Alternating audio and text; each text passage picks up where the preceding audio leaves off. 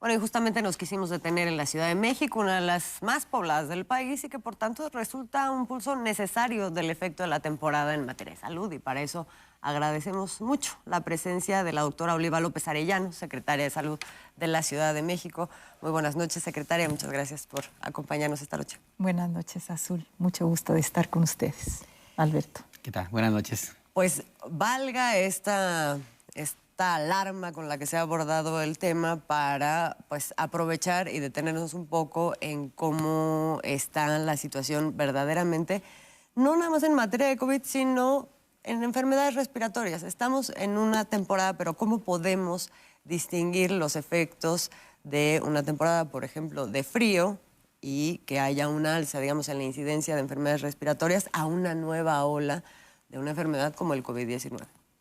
Bueno, como ustedes saben, pues las enfermedades respiratorias tienen un comportamiento estacional y siempre en esta época invernal se presenta un ascenso por enfermedades, por virus respiratorios. Entonces eso es habitual. Se da un seguimiento a través de canales endémicos, el monitoreo cotidiano y no hay ningún dato de alarma.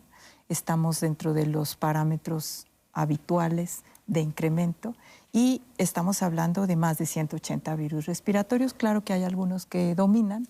En este caso, pues estamos más atentos al seguimiento de COVID, de influenza, sincicial respiratorio también, que son los que están pues dominando.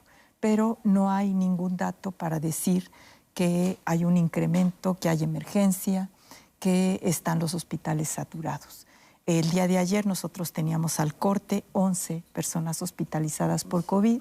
Si recordamos en la segunda ola, que fue la más crítica para la ciudad, pues tuvimos casi 11,000 hospitalizados.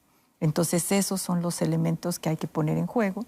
No dejamos de monitorear, eso también es muy importante.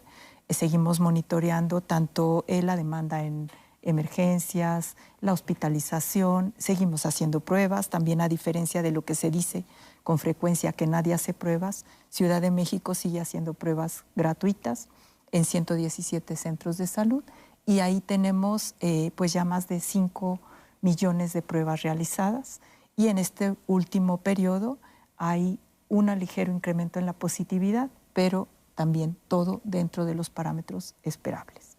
La Universidad Nacional Autónoma de México, doctora, emitió una comunicación interna a la comunidad universitaria hace unas horas, donde básicamente dice que la estadística de contagio de enfermedades respiratorias es menor a lo que se había previsto y para este año, y recuerda justamente que estamos en una etapa en la cual coinciden varios bichos, como usted sí menciona, y hace un señalamiento muy puntual a mantener las medidas de prevención, etcétera. Para ser muy precisos, ¿cuál es la recomendación que hace la Autoridad de Salud de Ciudad de México a quienes nos escuchan en este momento para prevenir en la medida de lo posible el contagio de enfermedades respiratorias que son de esta época?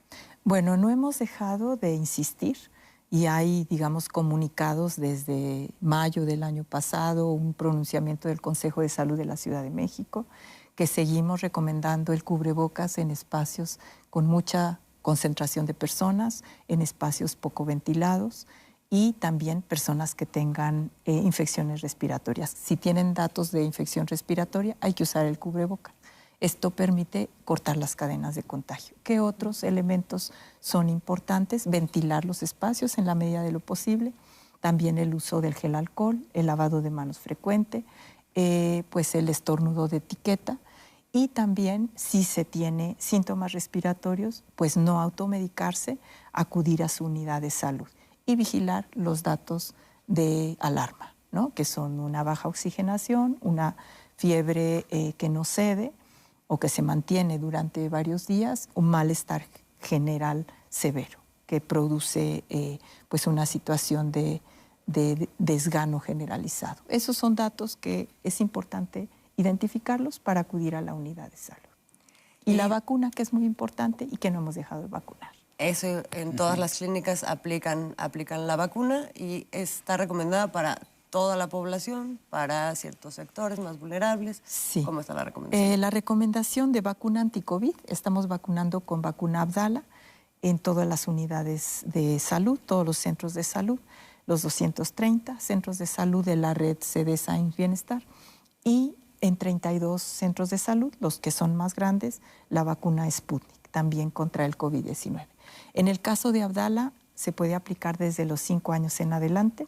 Esta es una vacuna segura, una vacuna aprobada por COFEPRIS y una vacuna que hemos usado todo el año pasado, donde ya había circulación de las distintas variantes del SARS-CoV-2 y pues no tuvimos brotes ni situaciones graves de hospitalizados y de cuadros clínicos graves.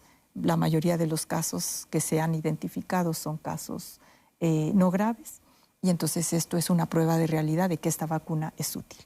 Y en el caso de Sputnik es de 18 años en adelante como refuerzo y en 32 centros de salud. Y la vacuna antiinfluenza, que también es muy importante y se aplica en este periodo, desde el 16 de octubre a la fecha ya hemos aplicado 2.5 millones de vacuna antiinfluenza. También esto porque en algunos medios se está diciendo que no hay vacuna. Hay vacuna, es gratuita, es de buena calidad, garantizamos la red de frío porque es personal experto que lo maneja y además aprobadas por COFEPRIS.